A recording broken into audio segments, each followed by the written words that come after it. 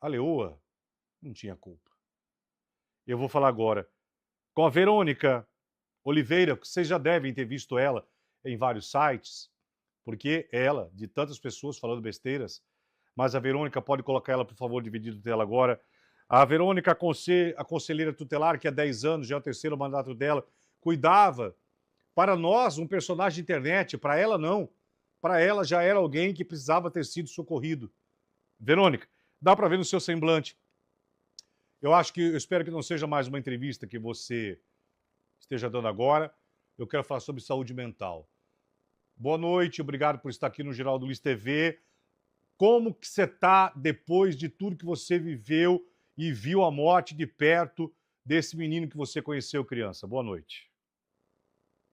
Boa noite a todas as pessoas que estão assistindo. Eu, eu hoje falei com a minha terapeuta que eu estou destroçada. Não é fácil, já não é fácil essa função que muitas pessoas não respeitam, não, não reconhecem. Eu até reconheço que, por falta de compromisso de alguns, todos pagam. Mas eu queria primeiro me apresentar. Eu sou Verônica Oliveira, eu sou uma mulher que nasci no Rio de Janeiro, moro há 35 anos na Paraíba, em João Pessoa. Há 41 anos sou militante de direitos humanos de crianças e adolescentes, sou oriunda do Movimento Nacional de Meninos e Meninas de Rua. Estar conselheira tutelar para mim é uma das funções mais importantes que eu tive na minha vida, porque a partir dela eu tive a oportunidade de defender e zelar pelo cumprimento de direito de várias crianças nesses 10 anos. E algumas hoje eu zelo pelo direito dos filhos das crianças e adolescentes que eu defendi no passado. E Gerson, ele eu fiquei conhecida dentro de todo o sistema de justiça como se eu fosse uma justiceira de Gerson, durante todos os anos que, desde de uma sexta-feira de 2027, de janeiro de 2027, que, que, que Gerson chegou pelas mãos da Polícia Rodoviária Federal no Conselho Tutelar. Gerson foi uma criança que já nasceu morta. Ele já nasceu invisível. Ele nasceu de uma mãe com uma esquizofrenia muito grave, neto de uma avó também com esquizofrenia bem acentuada. Todas as pessoas da família materna sofrem de adoecimento mental. Todas. Então, a mãe teve 5 filhos. Desses 5 filhos, Gerson foi o único que apresentava sinais já bem novinho.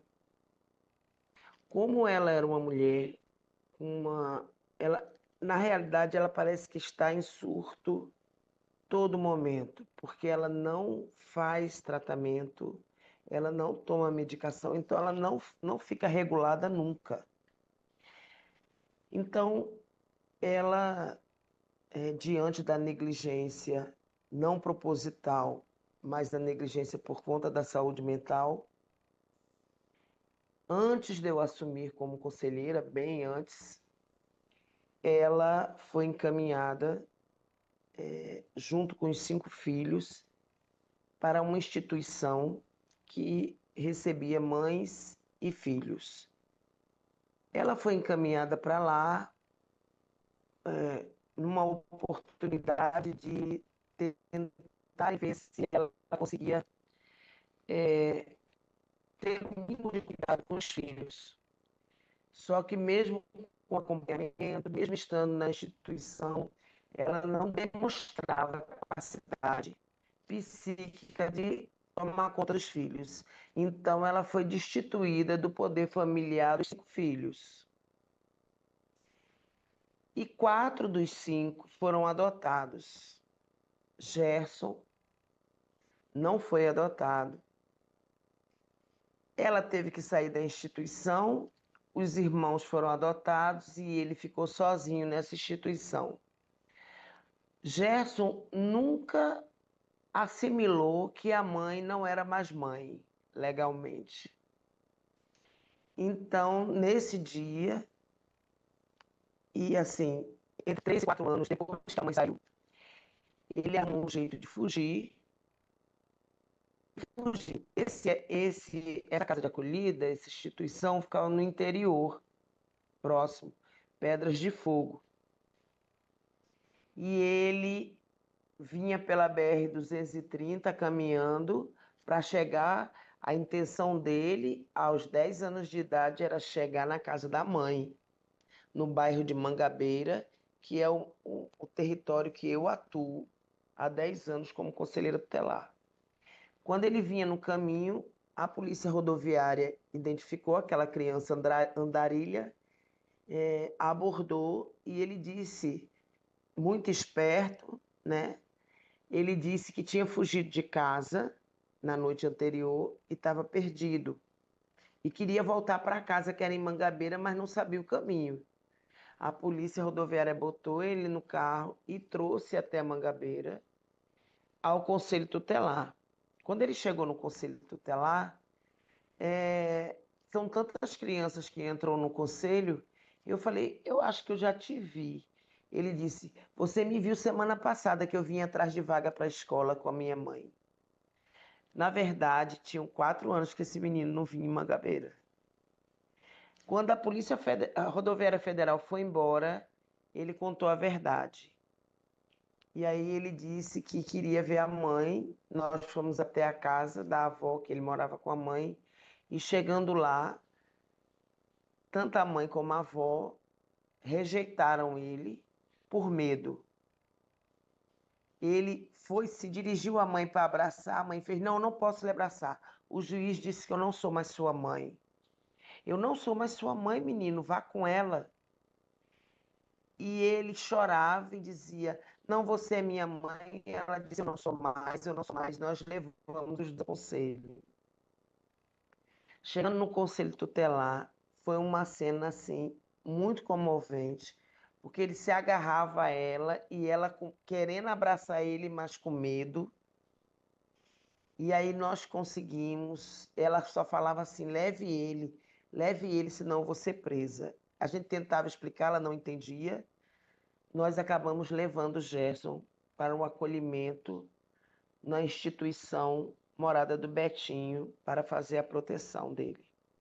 2 dias depois, esse menino, era numa sexta-feira, no domingo, esse menino foge desse acolhimento e volta para a casa dessa mãe. A partir daí, foram diversas idas e vindas dele ao acolhimento institucional e à casa da mãe, acolhimento institucional à casa da mãe. O procedimento de Gerson tem um pouco mais de 200 páginas.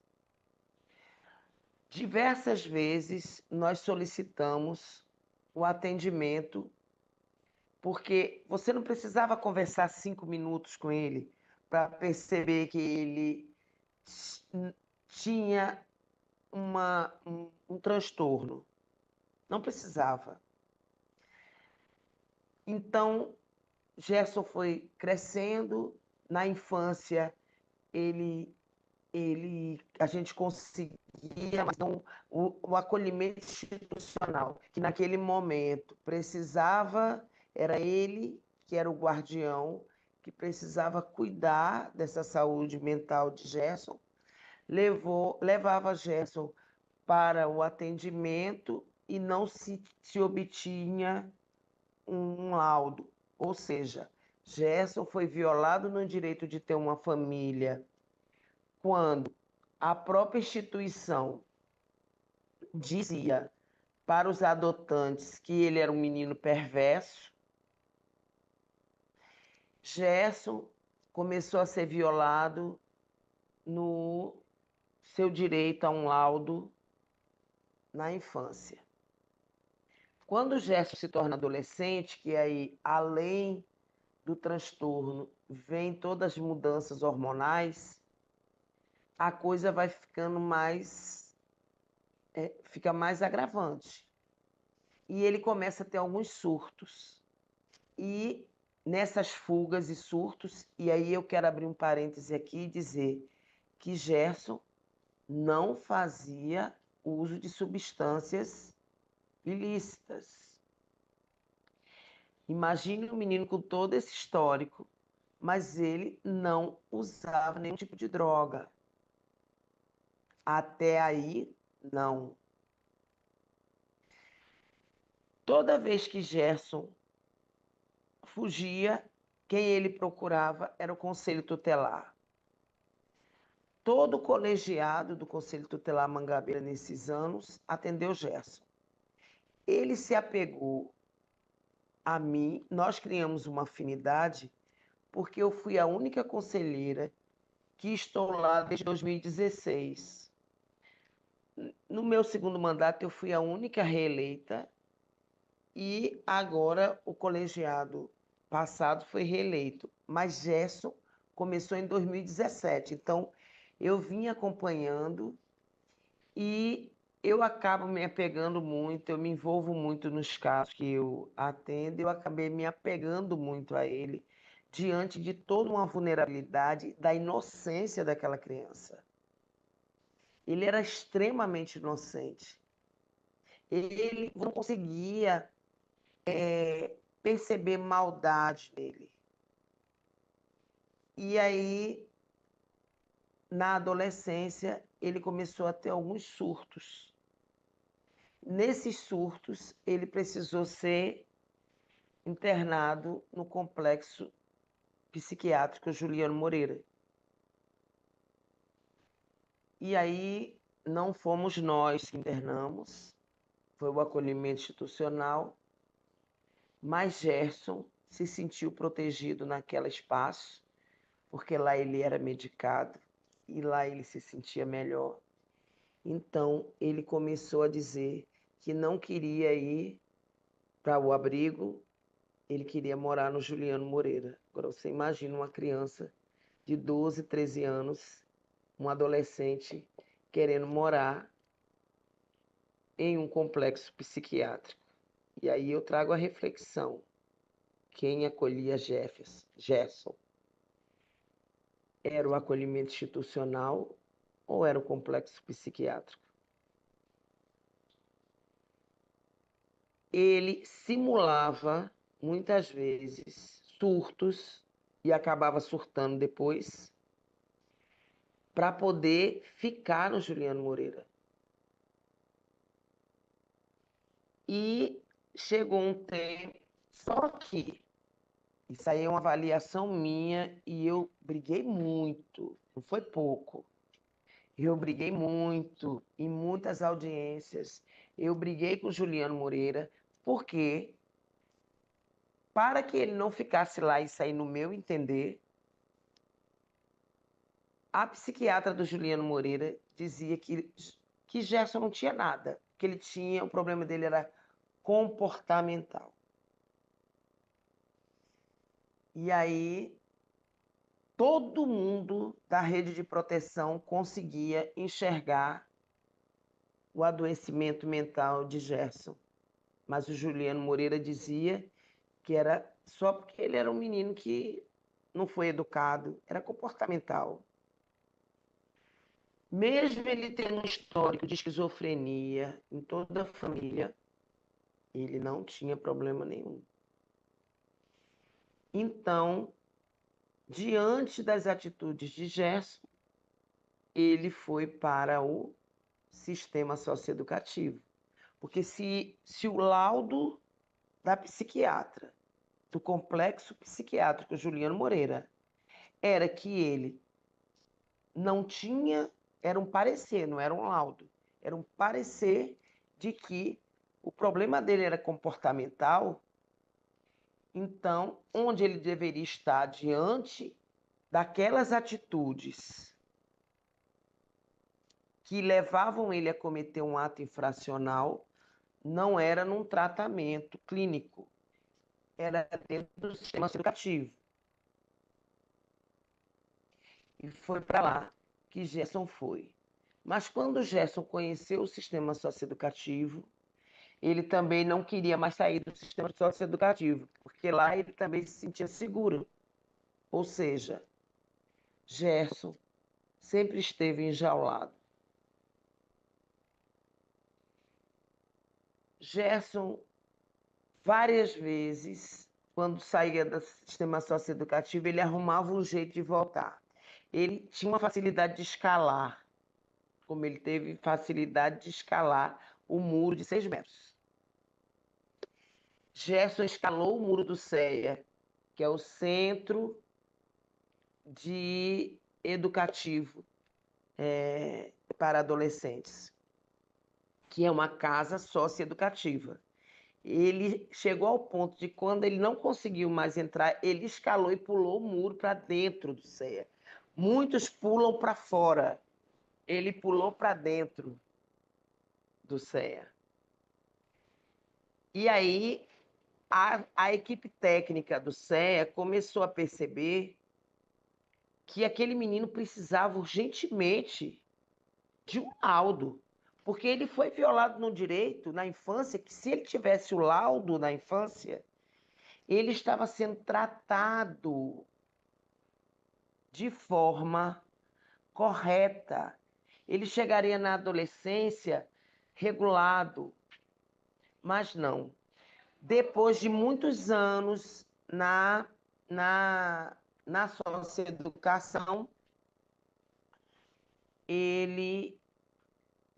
a equipe, e eu louvo essa equipe extremamente competente, nós criamos um grupo de estudos e nós conseguimos, enfim, o laudo de Gerson com um psiquiatra da rede pública,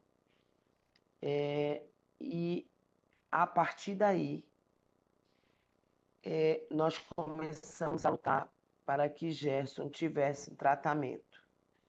Infelizmente, o Poder Judiciário Criminal, da Vara da Infância Criminal, não reconheceu esse laudo, porque ele já tinha um e ele reconheceu o primeiro. E Gerson continuou sendo negligenciado, apesar de toda uma luta. Gerson, aos 17 anos, em 2020... Aí ele tinha um sonho. Eu acho que fazia parte da viagem dele. A viagem dele eram os cavalos e os leões. Então, ele via os cavalos. Quando ele era criança, ele não podia ver um cavalo pastando, que ele pegava o cavalo, dava uma volta e trazia o cavalo para o mesmo lugar. Aí ele se tornou adolescente. Ele ficava muitas vezes em situação de rua. Ligavam para o conselho, a gente ia atrás dele, pegava ele e levava de volta. Só que aí, ele foi ensinado, porque como ele não tinha capacidade de elaborar as coisas, tudo que você mandasse ele fazer, ele fazia. Ele chegava lá, eu falava, Gerson, você vai ficar aí sentado. Se eu não mandasse ele levantar, ele ficava o dia inteiro sentado. Mas o que você mandasse ele fazer, ele fazia. Inclusive, ele não gostava desse apelido Vaqueirinho, porque esse apelido foi dado justamente por pessoas que utilizavam dele para fazer vídeos para a internet, e eram só coisas horríveis, sabe? Pegavam, mandavam ele, ensinaram ele a ligar a moto. Para quem gostava de cavalo, uma moto é uma coisa maravilhosa, né? Aí ele começou, induziam ele a roubar moto, ele roubava, entregava. Muitas vezes ele pegava a moto e ia levar na delegacia. Dizer, ó, eu peguei essa moto, mandaram eu pegar a moto, e aí o delegado ligava para o conselho e falava, já todo mundo conhecia. Falava, conselheiro, ó, vai quem tá aqui, porque era assim que ele era chamado na internet. E olhe, Jorge Luiz, a gente lutou tanto, a gente fez tanto requerimento, a gente brigou tanto, mas infelizmente a negligência, não só com o Gerson, mas com a família dele, foi principalmente pelo poder público. Aí Gerson cresce com 17 anos, com um sonho. Ele começou a sonhar que ia ser domador de leões, que ia para uma safari na África, que ia para a Amazônia, que ia viajar, que ia conhecer o mundo. Eu vou conhecer o mundo. Todo mundo no mundo vai me conhecer. Todo mundo no mundo está conhecendo Gerson agora. Mas ele precisou morrer para isso. E aí, nesse sonho de conhecer o mundo, e principalmente a África para ir para o safari, ele rompeu a cerca do aeroporto Castro Pinto e entrou no trem de pouso de um avião que ele nem sabia para onde ia, porque ele ia para a África na cabeça dele. Por sorte, que ia ser outra morte escandalosa como foi essa. As câmeras do aeroporto conseguiram detectar que tinha alguém no trem de pouso, ligaram para o conselho tutelar da cidade, porque o nosso aeroporto é na cidade vizinha, e chamaram a conselheira, e a conselheira disse que quando chegou lá, ele estava conversando com os policiais como se nada tivesse acontecido, falando, mas eu ia para a África, eu ia chegar lá. Ele relatava a alguns meninos que ainda estão que ainda têm 17 anos, né, que estão no acolhimento institucional, disseram que ele o tempo inteiro dizia: um dia eu entro na jaula do leão da Bica, que é o zoológico de João Pessoa, onde ele morreu. E esse menino, ele achava que tinha o poder de domar. Quando você fala assim, ele foi para o coqueiro, ele desceu. Ele desceu e a leoa foi. Ele estava no limite que a leoa deu para ele. Ela parou e olhou. Ele gesticulou alguma coisa com a boca para ela, lá quando ele estava no coqueiro. Eu acredito que na viagem dele, ele deve ter dito para ela que estava descendo para brincar com ela, alguma coisa assim. Como ela não teve reação nenhuma agressiva, porque ele estava no limite, ele baixou a perna. Quando ele baixou a perna, nós sabemos o que aconteceu. Gerson, a vida dele foi a crônica de uma morte anunciada.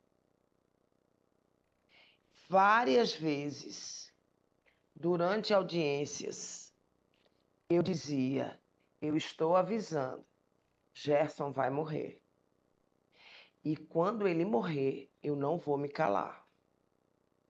Quando ele morrer, eu não tenho amarras. Eu não fui eleita por prefeito nem governador. Eu não vou permitir que Gerson fique com a imagem que sempre passaram dele para a internet, de um marginal. Todo mundo sabe que se Gerson tivesse tido a primeira violação de direito que ele teve, que não tivesse tido a primeira violação de direito, hoje talvez ele fosse um homem de 19 anos, que estivesse cursando uma faculdade, mesmo tendo esquizofrenia, mesmo tendo um adoecimento mental, porque ele teria o direito de ser adotado, de ter uma família que ia cuidar dele. O menino que queria conhecer o mundo, hoje está sendo conhecido realmente no mundo inteiro. Mas eu não posso, como eu disse em vários momentos, que se Gerson morresse, eu não ia me calar. Eu, numa atitude de muita dor, num dia de muita dor, eu escrevi aquela mensagem e coloquei num grupo de WhatsApp da rede de proteção. Uma companheira da rede de proteção repassou para um amigo que tem um blog, ele colocou na internet e, de repente, o mundo inteiro viu a minha mensagem e conheceu o Gerson de verdade. Eu não fiz com intenção nenhuma. Eu não fiz com intenção de ficar conhecida. Eu não sou uma pessoa das redes sociais. Eu fiquei muito assustada e ainda estou, porque de uma hora para outra, de um dia para outro, eu que tinha pouco mais de 900 seguidores, subi para 4.000 seguidores. Eu não sei nem como lidar com isso, porque o meu compromisso é com a defesa dos direitos da criança e do adolescente. Eu apenas falei de um sentimento que eu já vinha há muito tempo. Na terça-feira, Gerson foi no conselho, porque ele tinha saído do presídio. Porque não tinha o que ele está fazendo dentro do presídio. O próprio diretor do presídio deu várias entrevistas dizendo ele era um homem de 19 anos com a cabeça de uma criança de 5. Ele não era para estar atrás das grades, ele era para estar no hospital, numa clínica fazendo um tratamento que foi negado. Então, ele chegou lá, aí quando eu cheguei do almoço, eu fiz, Gerson, quanto tempo? Como você está bonito, um rapaz tão bonito. Aí ele fez, tia Verônica, eu vim aqui porque eu sei que a senhora tem a cópia dos meus documentos. Eu queria só a cópia dos meus documentos porque o moço lá do Roger, que é o nome, né, o presídio do Roger, o moço lá do Roger disse que eu agora vou ser um homem trabalhador e eu preciso tirar uma carteira de trabalho. A senhora sabe onde eu tiro? Eu falei, sei, na Casa da Cidadania, que é bem perto do conselho. Eu vou lhe dar a cópia dos seus documentos, você vai lá. Qualquer problema, você vem aqui falar comigo. Ele foi, eu creio que ele não tenha sido atendido, porque as pessoas todas lá conheciam ele, não davam a devida importância. E eu acredito que a partir daí ele pensou, eu não tenho mais o que fazer. Eu não vou ter minha carteira de trabalho, inclusive ele diz isso na reportagem que ele quebra o carro da viatura. Eu não vou ter mais a minha carteira de trabalho, eu não vou mais trabalhar, eu tenho que voltar para o presídio. Aí ele vai e tenta violar um caixa eletrônico. Quando ele tenta violar o caixa eletrônico, ele é preso. Na audiência de custódia, a juíza, que já conhecia, falou, não, liberou ele. Quando liberou ele com raiva que foi liberado, que ele queria voltar para o presídio, ele pegou um paralelepípedo na frente dos policiais e jogou na viatura da polícia. Aí ele volta para a delegacia. Quando ele volta para a delegacia, que ele é entrevistado, ele diz, eu vou entrar, se me soltarem eu quebro todas as viaturas. Porque o que ele queria era ser preso para ter a proteção. Então, assim, essa história, ela dá um filme. Porque eu estou lhe contando a partir dos 10 anos de Gerson. Até 10 anos dá outro livro. Ontem, no enterro, foi algo que me chocou demais. Eu estou muito mal desde ontem. Eu fiquei pior ontem do que no dia que eu vi o vídeo. Sabe por quê, Jorge Luiz? Porque a morte dele foi trágica. Mas se ele tivesse sido morto por uma bala, ele teria sido enterrado como um marginal. Ele só não foi enterrado como um marginal e as pessoas só se deram a oportunidade de ouvir a história de Gerson porque ele foi morto por uma fera bicho, mas ele já tinha sido morto pela fera homem. E eu tenho certeza que ele está muito melhor do que estava.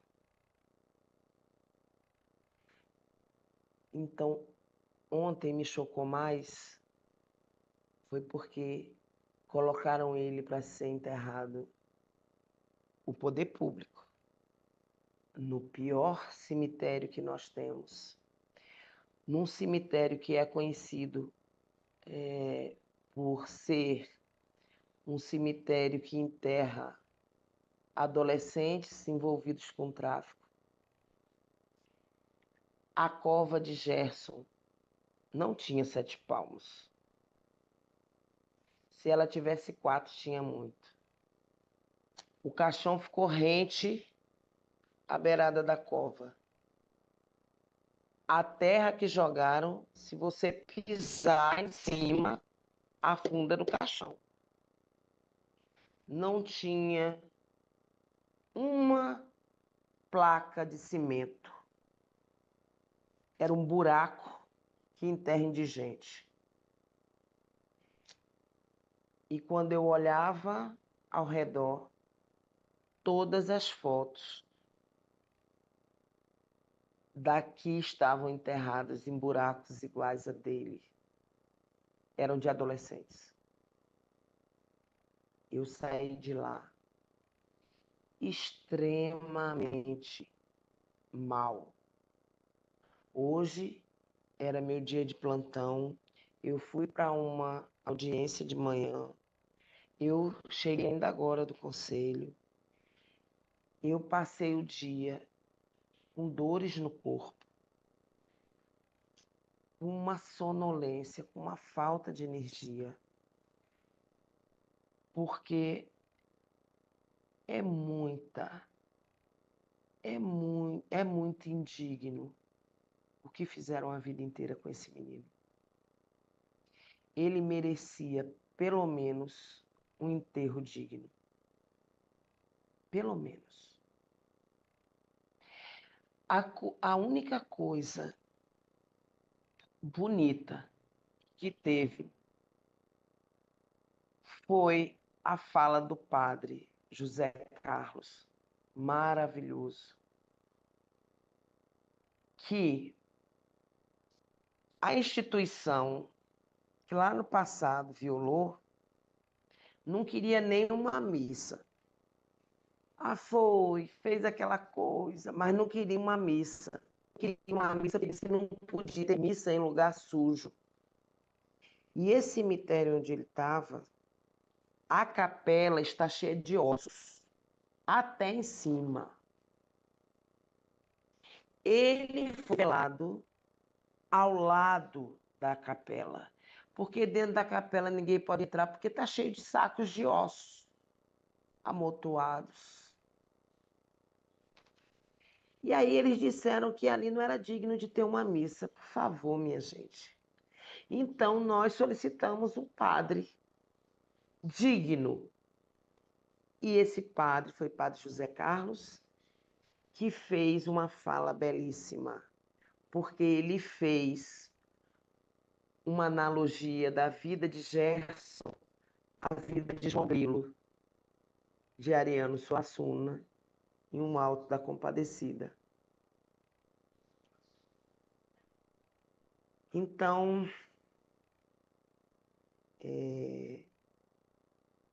é muito difícil você perceber que a humanidade está num nível de desumanização que é mais importante ter um lugar limpo para se fazer uma missa do que dar o direito a um menino que foi violado em todos os seus direitos de ter pelo menos uma oração antes de seu enterro. Mas nós não vamos nos calar, não. Gerson vai abrir um leque para uma discussão que já devia estar na pauta há muito tempo, que é a saúde mental. Para você ter ideia, Jorge Luiz, ontem eu falava assim, gente, eu estou aguentando tudo isso porque eu estou medicada. Porque eu estou com síndrome de burnout desde maio. Eu não consigo parar de trabalhar, mas eu já estou conseguindo não trazer os processos para casa. Eu já estou conseguindo não atender telefone no domingo. E se eu, só nessa crise de burnout, sofro, porque não é fácil. Eu acordava 3 horas da manhã para fazer relatório. 3 horas da manhã em ponto, eu me acordava para fazer relatório para o Ministério Público. Se para mim é difícil, imagine para ele. É isso. É uma história que dá um filme de Walter Salles. E eu deixo a deixa. Ontem eu fui procurada por um escritor aqui da Paraíba, muito bom, que inclusive um dos livros dele já virou filme. Ele disse, Verônica, vamos escrever a história de Gerson. Eu falei, estou à sua disposição. Mas é muito triste ver que alguém, um ser humano, só se torna importante depois de morto. Parece história de Van Gogh. Parece história de grandes músicos que morreram e só depois foram reconhecidos. Infelizmente, nós somos assim.